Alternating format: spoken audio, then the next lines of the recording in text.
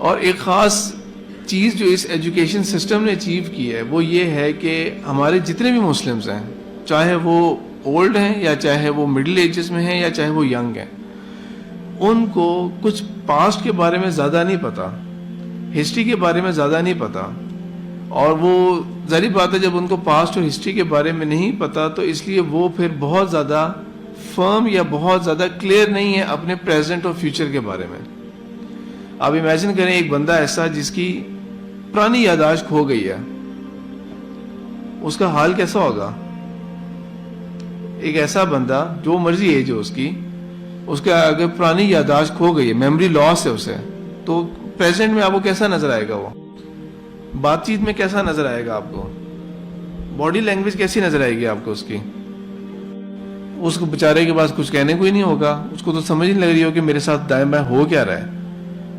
وہ تو خود جو میں بات کر رہا ہوں نا کہ جس کو اپنے پاسٹ کے بارے میں نہ پتا ہو وہ کس قدر کنفیوزڈ انسان ہوگا، خود کتنا کنفیوزڈ ہوگا.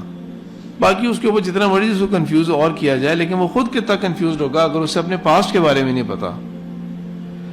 تو یہی حال ایک ایسی نیشن کا بھی ہے، ایک ایسی امت کا بھی ہے کہ اگر اس کو بھی اپنے پاسٹ کے بارے میں نہیں پتا کہ پیچھے کیا ہو چکا ہے، کیا ہوتا آیا ہے، اور ہمارا پاسٹ، مسلمانوں کا پاسٹ کیسا گزرا ہوا ہے، اور جو ویسٹ ہمیں اس ٹائم بہت زیادہ ملائن کر رہا ہے اور ہمیں برا سمجھ رہا ہے، ہمیں ایسا ڈپکٹ کر رہا ہے کہ ایسے ہم بہت بیکورڈ ہیں، ان کا پاسٹ کیا گزرا ہوا ہے.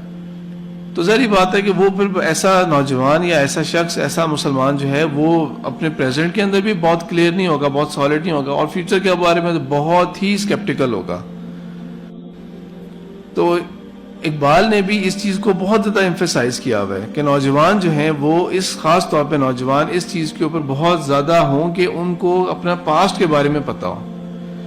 ان کے جو بہت سارے اشعار ہیں نا وہ نہیں سمجھ آ سکتے جب تک کہ ہسٹری آپ نے نہ پڑھی ہو، ورنہ وہ واقعہ، جس واقعے کو وہ ایک شعر کے اندر ٹچ کر رہے ہوتے ہیں نا وہ کچھ سمجھ نہیں لگے گا کہ اس واقعے کا بیک گراؤنڈ کیا تھا.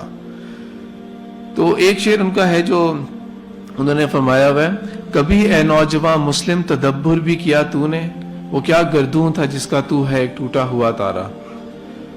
گردوں کسے کہتے ہیں؟ گیلیکسی کو کہتے ہیں.